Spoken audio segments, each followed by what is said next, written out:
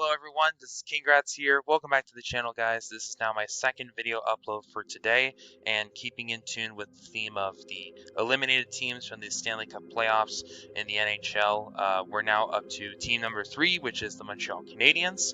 The Canadiens were eliminated yesterday from the playoffs after losing Game 5 to the Washington Capitals, and therefore the Caps will be playing the Carolina Hurricanes in the second round of the Stanley Cup Playoffs. For Montreal, this was a series that I don't think really anybody anticipated them to make the playoffs no matter what. And it was a hard-fought series for them, and they had a pretty good effort.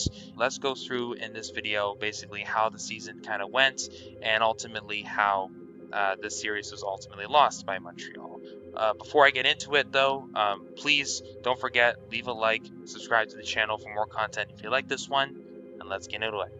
With Montreal, this year was expected to be another rebuilding year. Not a lot of people were thinking that these guys were going to be doing too much. Probably another year, maybe in the bottom half of the league, but they really caught fire around essentially the new year in 2025, and they've been one of the better teams since January 1st. They especially got really good after the Four Nations face-off, really.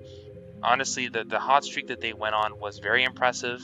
Yes, they almost blew it at the end of the season, but they did clinch a playoff spot. So they already overachieved this year as a whole. And yeah, they played Washington, but that was kind of expected. Not a lot of people were really giving them much of a chance to even really extend the series in length.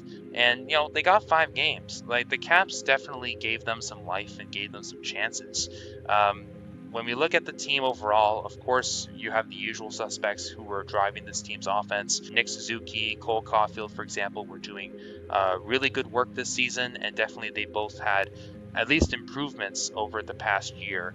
They were also getting notable work from either young guys who were either rookies or players who had just kind of recently breaking out into the league. Uri Slafkovsky took a big step this year. Lane Hudson has had a Calder potential season for the Canadiens. I mean, he's had probably the best rookie season out of any NHL defenseman in, like, I don't know, maybe the last 20 years or something. So he has really surprised a lot of people, and we'll see. Maybe he comes home with hardware at the end of the year with the Calder Trophy. We'll have to wait and see. But this Canadiens team is still very young. They've got a lot of good pieces that certainly are going to help them out in the future, and getting this early taste of the playoffs is definitely unexpected, and it should certainly help with the team's developments. They were getting a great combination of support from their young guys and getting them developed, and also getting veterans like Josh Anderson and Brendan Gallagher especially to continue maintaining their production and helping the team out. On the goaltending side of things, Samuel Montembeault, who was the main goalie for the playoffs in Montreal, he had a very, I would say, underrated year. I can't really pull up the analytical numbers because I just don't have access to them, but I think I saw this one stat from, I think, Sportlogic, saying that he was like probably one of the top 5 goalies in the NHL this year when it comes to like goals saved above expected. So he did a pretty admirable job.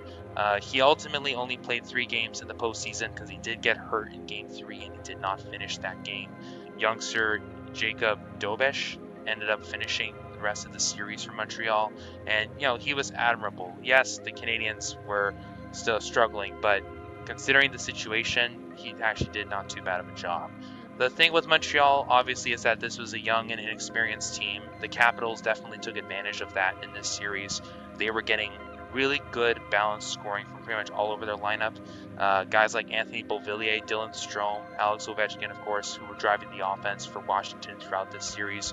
For Montreal, they were able to stick with them, and they did get themselves a big win in Game 4.